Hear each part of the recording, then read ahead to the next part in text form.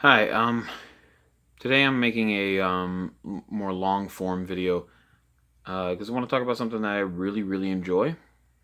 Um, uh, Something that is very, very, very. It's been an integral part of my life. This thing, well, things that make up a thing. This it's about stories, and these stories have shaped my philosophy. Um, they've given me insight into the world, into my religious, really faith based. In another video, I'll explain the difference between faith and religion. Why I'm not religious, but I am a Christian. What that means. These stories are they're a very integral part of my life. They've shaped me, made me who I am. These stories are very famous, and I kind of want to talk about them today because they were referenced in a Sticks, Hex, and Hammer video. Now, this is not a new one. This is an old one. I was going back and looking through some of his older stuff. This was from about 4 years ago. So, give him the benefit of the doubt. Maybe he's changed. I'm sure he's changed. I mean, anyone with thought is going to change somehow. You're gonna change more as you get older. It depends on how. So with Styx, what he was referencing was the Lord of the Rings.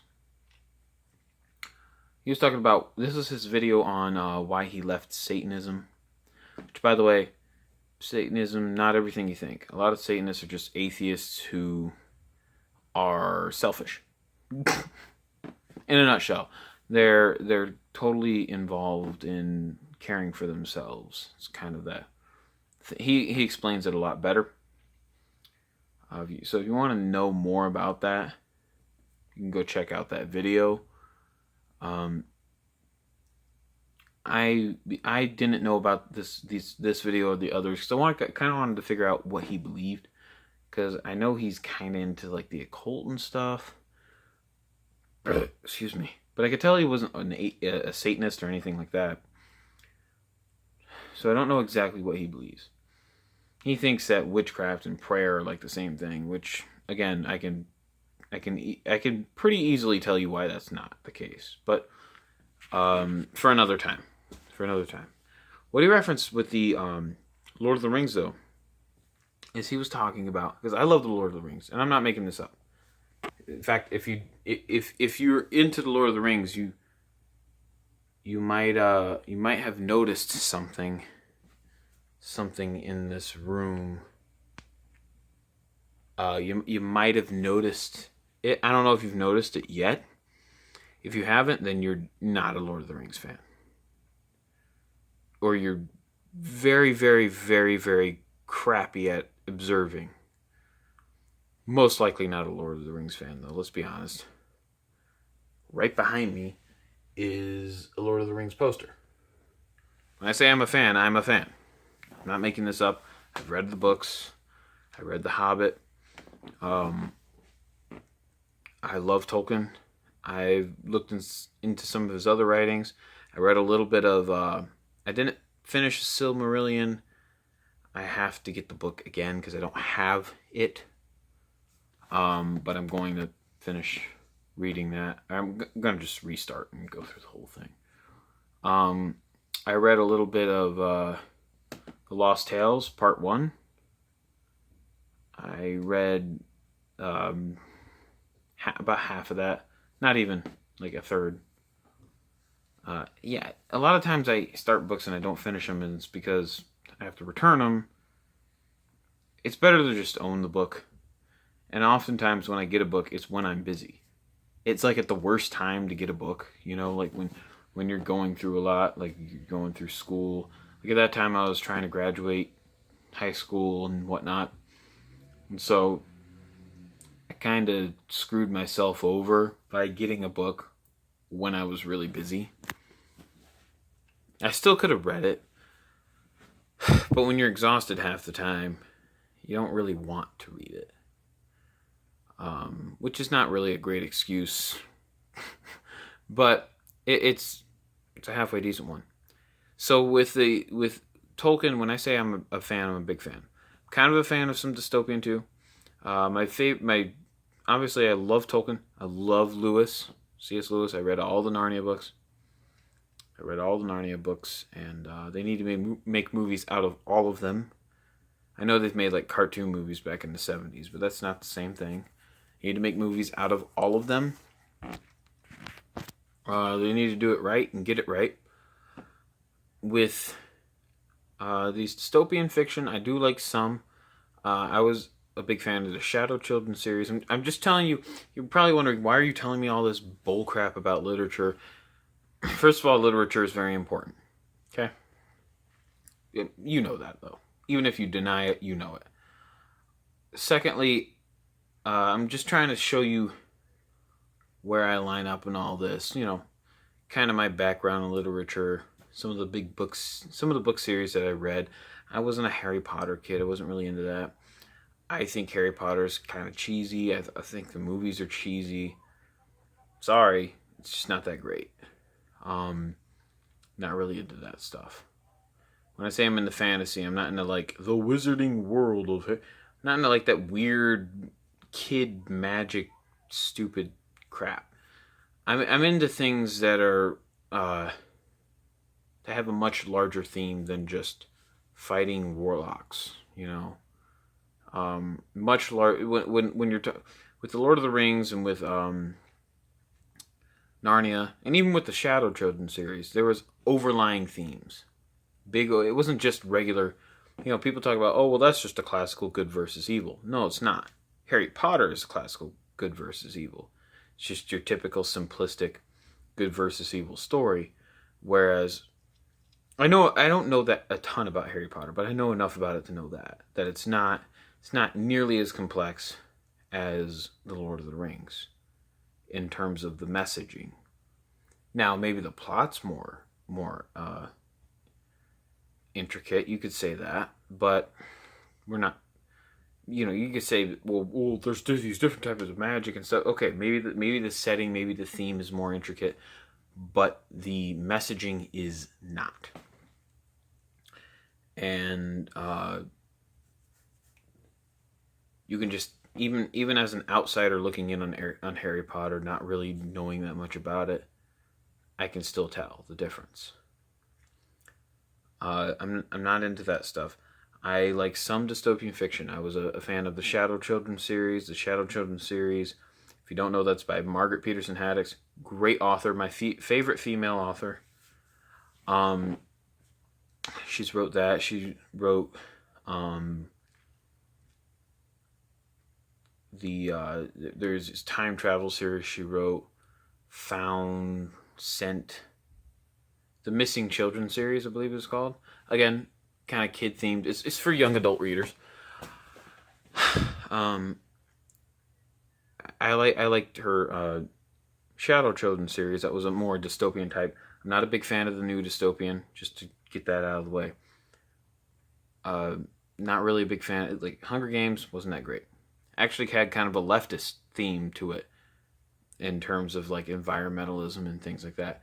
Obviously, the theme of authoritarianism, you know, it was against authoritarianism, so that's good. The Maze Runner, I read part of The Maze Runner. I've seen the first movie and the second movie, and they're all right. Divergent, not that great. I mean, it was. By the third movie, it's kind of, you know, worn out. But they need to make movies out of the Shadow Children series. It's just a thing. So that's kind of my background with books. Now let's delve into why do I like The Lord of the Rings so much? I know that took a good 10 minutes to tell you what my background is and all that, but that's important because, that kind of shows you, you know, my worldview is very much based on Narnia, Lord of the Rings, especially the Lord of the Rings, because I read those more recently. They're more fresh in my mind, but also there's just so much in there. And The Hobbit. The Hobbit. When I'm talking about the Lord of the Rings, I'm not just talking about the trilogy. I'm also including The Hobbit in there. I'm just shortening it to the Lord of the Rings. So the trilogy and the prequel, The Hobbit. We're looking at both of those. So what Styx said about the Lord of the Rings. So of course, again, comparing it to the occult, because Gandalf is a name that is taken from Icelandic mythology, and the occult they're into a lot of that mythological stuff, and so is Tolkien. Well, there's occultist themes in the Lord of the Rings. There's like wizards and stuff, and it's like, no, that was around long before the occult. First of all, secondly, you're saying just because the characters are a certain way, just because their names come from mythological places, which, by the way, most of the names in the Lord of the Rings come from English mythology, because Tolkien was a British chauvinist. He was an English chauvinist. He very much loved England. He's what you call a philosopher. We have to find out who Tolkien is before we just delve deep into this. So let's pause there. Tolkien was what you call a philosopher, not a philosopher. Not a philosopher. Even my good friends will correct me on this, and they know I know language. They know I know English, and I'm very knowledgeable in this stuff. And they're like, "Don't you mean philosopher?" It's like, I mean philosopher. Philosopher. Let's say it slowly. Philosopher. I may be saying it wrong, but I doubt it. That is essentially that's what Tolkien was. He taught English oratorial and stuff like that in colleges. He was very much into the English language. Philosopher is someone who, studies the English language, or any language for that matter, not English language. Studies languages and the cultural roots. It's how culture and language kind of fit together. That's why he knows so much about mythology and, like, what does words mean? He's one of those types. He knows the culture behind words we use today that we don't even... There's words we use today we don't even realize that they're actually come from mythological background or something like that. A lot of Greek we don't realize we use. There's a lot of symbols we use today. The Bluetooth symbol, Old Greek symbol. The power symbol on your phone, I believe that referred to a Greek goddess. The number sign, or hashtag, pound. Now it's hashtag. It's still technically pound sign. Before that, number sign. But it originally came from Greco-Roman culture. It was used as a symbol back then for something. I don't remember what exactly. He knew all about that stuff. He was very knowledgeable in that. He was an English chauvinist, so like Legolas and I think Gimli and a lot of those other names, those are like Old English names. Old English, if you look at Old English, it's not just thee, thou, and thine. It's completely different language. It's not really, English today is not English at all. It's hardly even English. And when I mean it's not English at all, I don't just mean that words were put in different order and maybe there's more formal versions of words, like instead of using while, you'll use whilst. I don't just mean that. I mean actually indecipherable. Like a-vi ba-boo da-da-ba-ba-ba-ba. Like noises that... It's like listening to a foreign language. Literally. That's not even a joke. And I actually learned that. I didn't know that before. I actually learned that from The Lost Tales Part 1. That was compiled by Christopher Tolkien, which is J.R.R. Tolkien's son. You need to go check that out. You really need to check that out. It's really good. I didn't read the whole thing because I always get books when I'm too busy. Bad idea. But I will pick it up again. It's very interesting. It's kind of dry. If you're not really into information, just read the tales. Don't read because he has notes on every single tale, and they're long. Okay, he talks about how his father did this and that with him. And he never really finished them. Tolkien was obsessed with the Lord of the Rings world. If you look at his books, they are all almost every single book he's ever written is all connected to the Lord of the Rings, to Middle Earth. It's all connected to Middle Earth. You know, there's it's all connected to that world.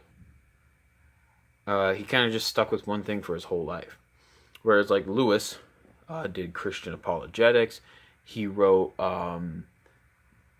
he wrote the space trilogy. I read Out of the Silent Planet. I read that book. There's two others after it, two or three, can't remember. I read Out of the Silent Planet. Totally different, right? It's about space travel. He goes to Malacandria, which is of course Mars, and he meets a new species and everything. By the way, Lewis wrote this in 1948 before. This was back when they barely knew anything about what other planets had, like gravity and all that. And he mentioned all of it. It was like he was literally ahead of his time. I suggest you really go check that out. But with Tolkien, there's a lot of this Old English usage in his books. He was a professor at Oxford University, I think, up until he died or close to it. I think he retired, but he was like in his 70s or something. The guy was pretty healthy. He was born in Johannesburg, South Africa, to a British family. Probably, I think they were pretty wealthy, like upper middle class, maybe even rich. I don't quite remember the story. I think he lived to be 88 years old, Tolkien. So he's a very healthy man. He lived to ripe old age. And he just was obsessed with his books, man. He was obsessed with Middle Earth. He would not let it go. And so it's nice that his son kind of added on to it. Both his son and his grandson are both authors. So that's a good thing. The Tolkien estate is, still cranking out content from Tolkien. Like, up to this, they might release something new. I wouldn't doubt it. Because there's so many of his old writings that he just never got published. He just never quite put it all together. And so it's funny when his son comes in and puts that all together. So that's kind of the origin of a lot of his stuff. That's so now you know the man. He's very organized in his professorial life. When he was a professor, he's always sharp, always clean shaven, always getting crap done. But with his books, it was more of like this kind of just scattered brain obsession. But he was a brilliant writer. He was brilliant.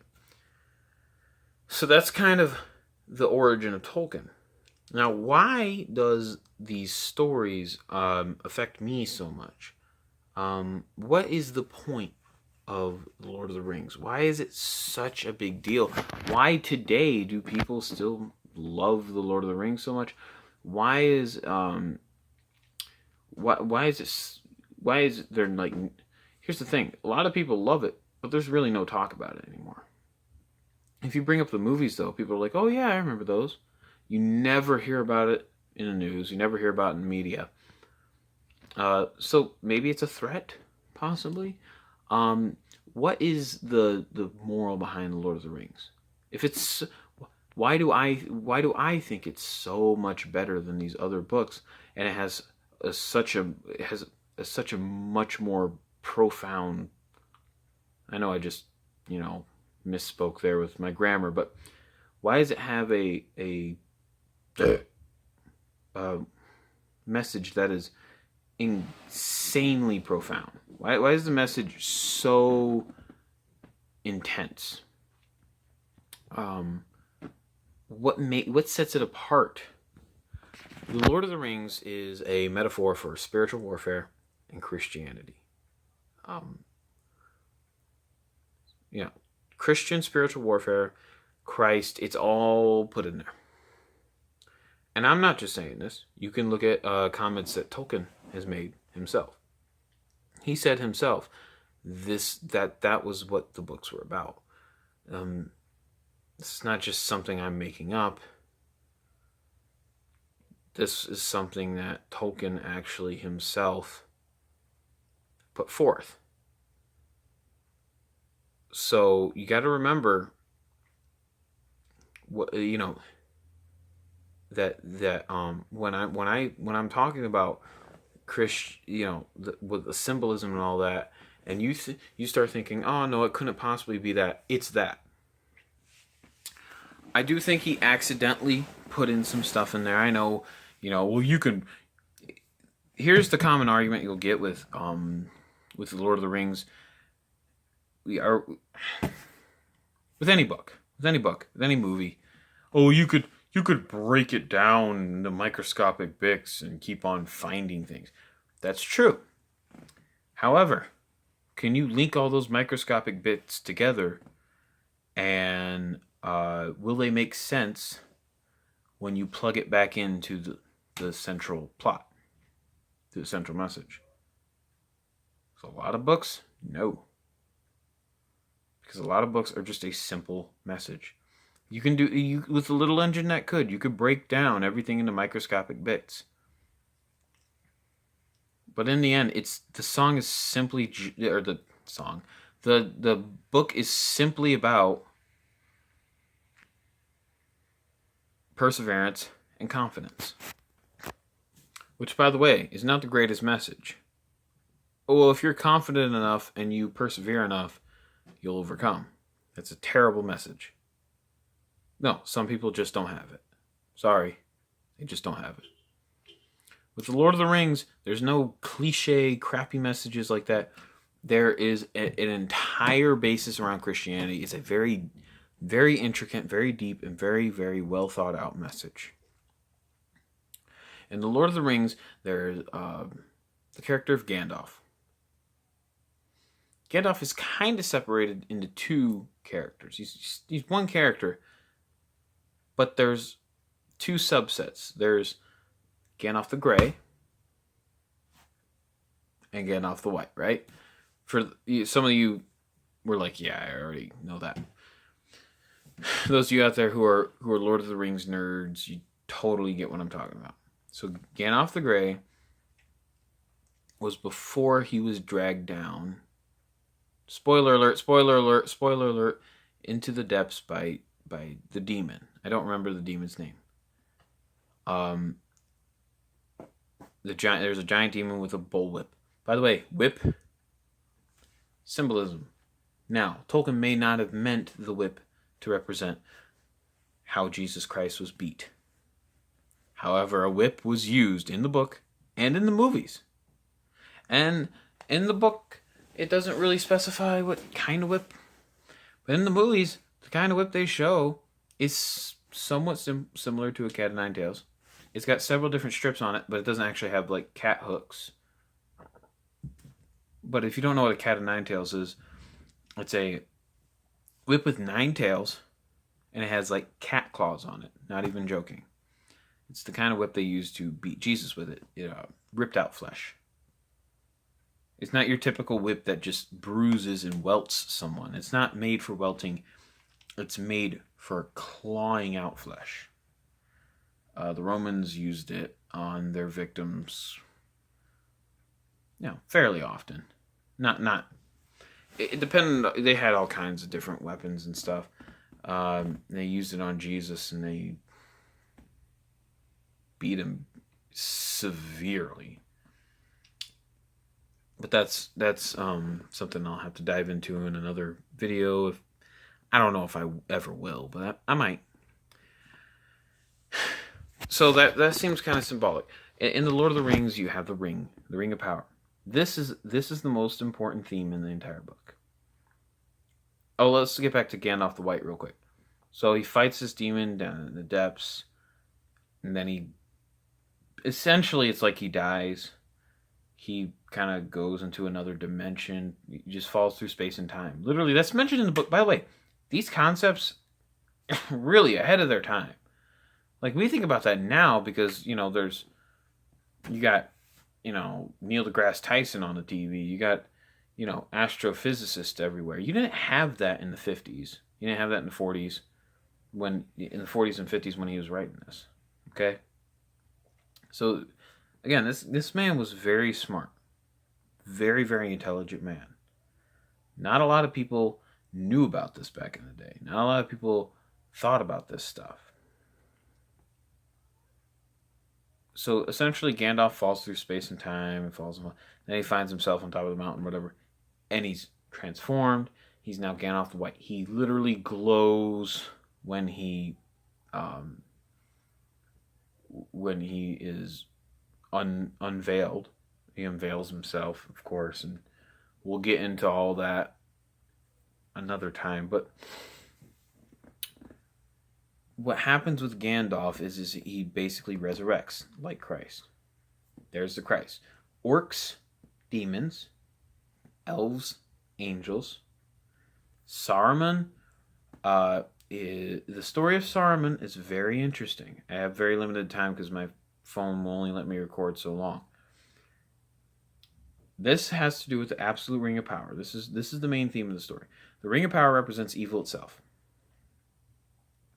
Saruman, this is a thing.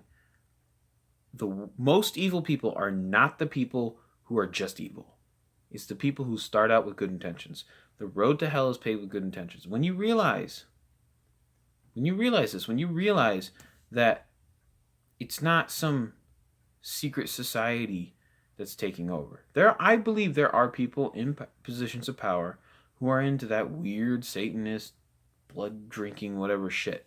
They're a very small group though, and they're not actually the ones with all the power. They may be influencing people with all the power, but they aren't the ones. Hitler, once upon a time, had good intentions. He became the thing he hated. Stalin, once upon a time, had good intentions. He became evil. The road to hell, that statement is so true. And it becomes truer and truer every day because more and more sin just keeps piling up. With Saruman, his intentions originally were to fight the enemy with the ring. If you go look back to The Hobbit, I know in the movies they show Gandalf fighting. So anyway, in The Hobbit, Saruman starts off fairly good, but he starts dabbling in some of that magic stuff. He starts talking to Sauron. Well, maybe I can manipulate evil into working for me. That's essentially the message there. That doesn't work. And this message is very, very important. He talks with Sauron, and he thinks he's going to take down Sauron. What he doesn't realize is that evil is slowly creeping into his heart. And before he knows it, he doesn't even realize he is the thing he hated. You get towards the end of the Fellowship of the Ring, and that's when you really start to see the evil of Saruman. It was a slow transition. It didn't happen overnight. It wasn't like one chapter later in The Hobbit and he's this evil guy. It was towards the end of the book. That's very important because it's never this flip. It's a slow transition so you don't realize it. And that's the central theme of The Lord of the Rings, is that the road to hell is paved with good intentions, and the worst evil, the most murderous, the regimes in all of history come from people who are trying to do good who end up doing evil.